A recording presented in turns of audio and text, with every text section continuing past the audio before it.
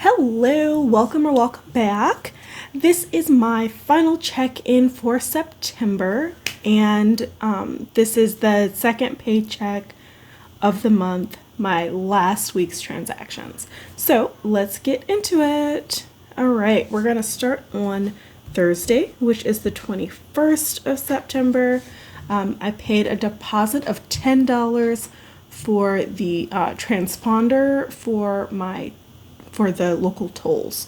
It's called an iPass in Illinois anyway. I don't know what it's called other places, but it's basically just a little box that makes it so that when I go through a toll, I don't have to pay individually or anything like that. It just magically knows that my car is there and charges me. So that was $10 on the 21st. And then Snacky Snacks on Friday the 22nd for $6.62, which, not ideal, but not terrible either. And then on the 24th, I spent $100 on a new microwave. And on the 25th, my renter's insurance came out. That was $20.26. Train fare came out on the 26th. That was $75. And in case I didn't mention it, well, I'm pretty sure I did. Starting next month, public transit will be a sinking fund, so that will no longer be coming out on certain days. We're just gonna stuff the envelope, and then that'll be it. Okay, and then the 27th. Which was Wednesday. That was when I unstuffed $173 from groceries, and also I got paid for a gig that I did, and that was $104.47. So that's it for my transactions, or at least the ones I track. As I've said before, I do not keep receipts for my revolving sinking funds. I do still have money in those envelopes, but once it's in the envelopes, I consider it spent.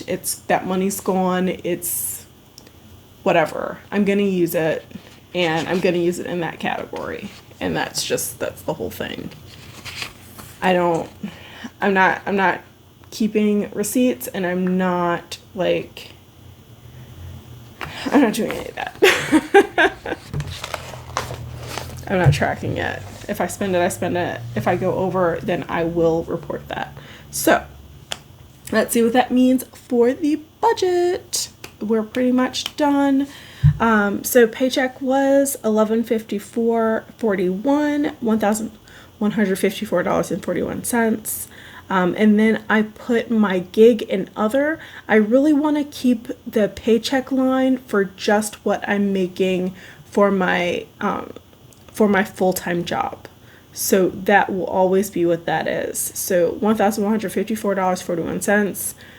The gig I get paid for was $104.47, and then I took $157 from savings, which brings my total inflow to $1,415.88, which of course is, almost $400 more than what I budgeted for.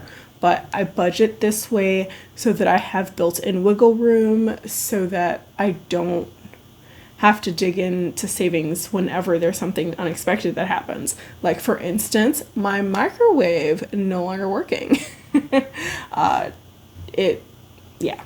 Stuff happens. And I don't want to always use savings to pay for such things. So let's getting into expenses, as we got to go through it. Okay, so fixed expenses, a phone bill. This was, again, my last phone bill with T-Mobile. That was $80. And then train fare was $75, as expected.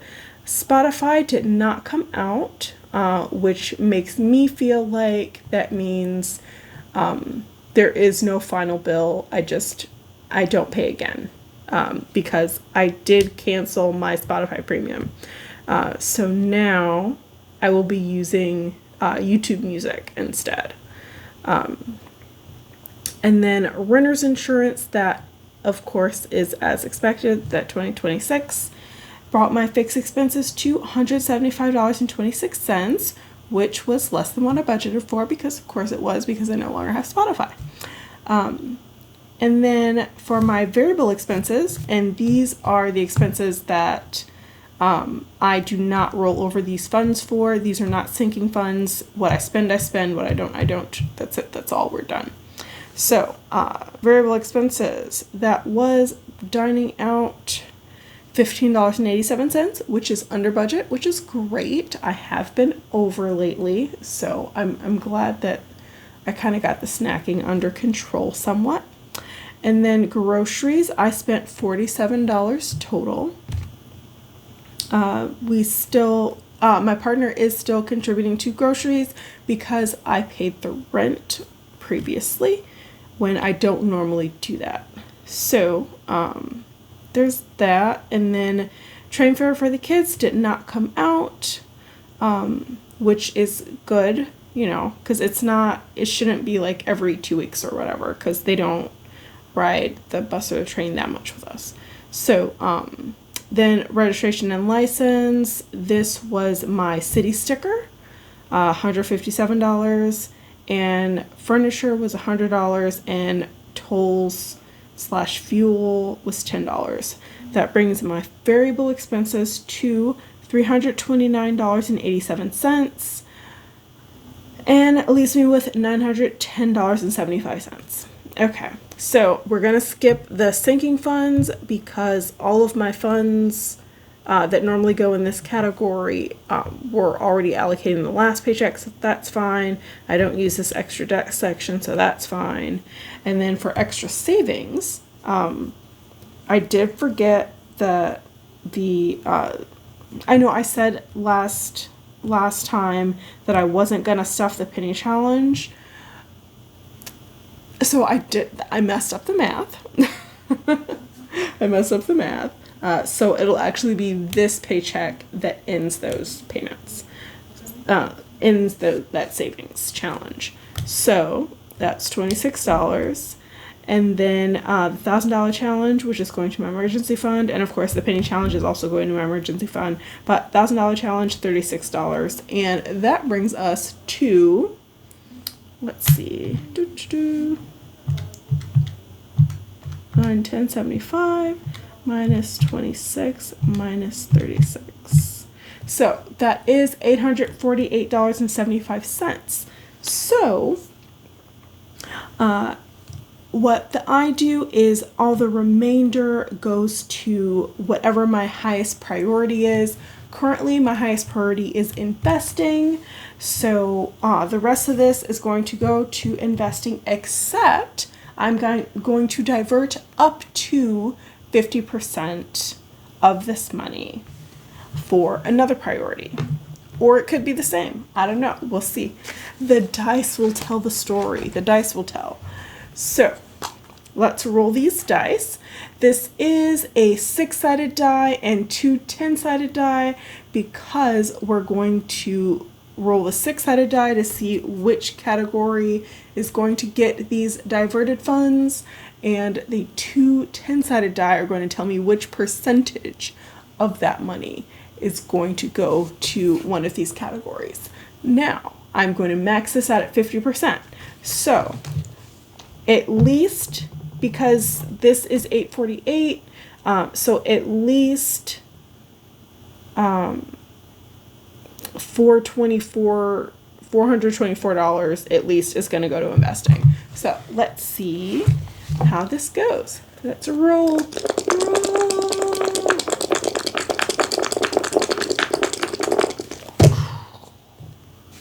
Okay, so 2. So car maintenance is going to get 24%. So 24% is going to car maintenance. So we're going to multiply this by 24%. So $203 is going to go to car maintenance.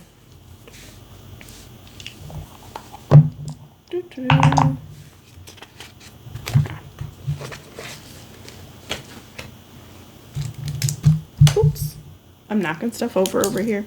Okay, so car mate and $204 because I am going to round this up. So 204. So we have 26 plus 36 plus 204 equals 266. So savings total is $266. Wait. Did I mess that up? Good grief. 9, 10, 75. No, I was right. Okay, so $266. Good grief. And then we have 9, 10, 75 minus 266 equals $644.75. So $644.75 is going to investments.